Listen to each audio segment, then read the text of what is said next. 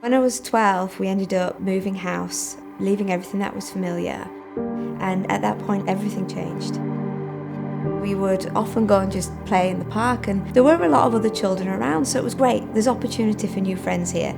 But I don't think any of us really expected to find what we did down there. There was an older man that would also be part of the crowd, but he did take a liking to me, and it was more than any of the other girls. I just didn't realise that it was grooming. I didn't realise he was grooming me.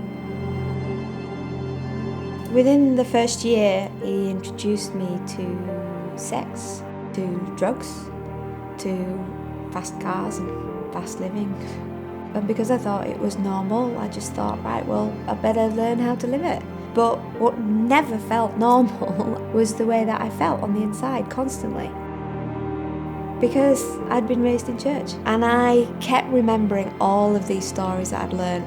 And the hero in all of these stories always was God.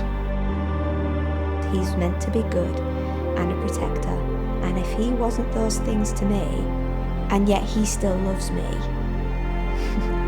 then the way I can hurt him and get his attention is by hurting myself and putting myself in as much risk as possible. And that is when, at 17, I hit the self-destruct button. I just had no sense of value. So if you want to satisfy yourself, fine.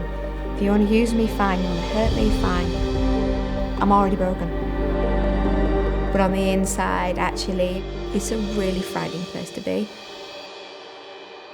When you're living in a really dark place, you really notice when someone takes time to notice you and to reach out. And that's what my sister did. She said, Debbie, what you experienced was abuse. It was like a light bulb went on. I saw everything that I had gone through with totally different eyes. She then gave me a book full of these turnaround stories of girls just like me. And it had come from an organisation called Mercy. I started to think, I'm not the only one in the world that feels like this. Less than a year later, I found myself walking through the doors of this residential home, feeling the same, feeling broken, feeling dirty, feeling ashamed, but also feeling hopeful for the first time in a really long time. One of the things I really needed to be authentic about was how much I hated God. And I remember grabbing a basketball. You know the sound it makes when it hits the concrete? Every time it made that sound, that darkness and the hatred I felt towards God seemed to bubble up and surface and surface and surface. And I said to him, so what have you got to say for yourself? Not even you could rescue me. I felt utterly betrayed.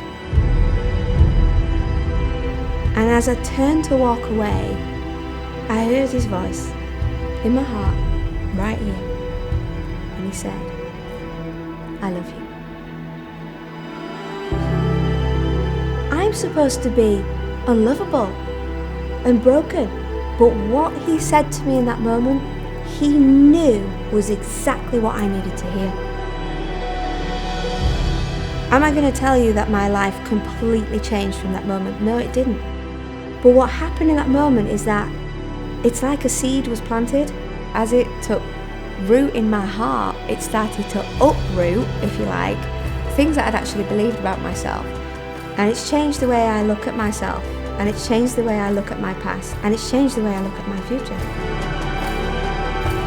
I actually see it through hope, not hopelessness like I used to, not brokenness, but actually I know now. I know that God loves me. His love has become safe. It's actually a real relationship. As much as we sometimes hate to admit it, we can't fix ourselves. And actually, it is only Jesus that can.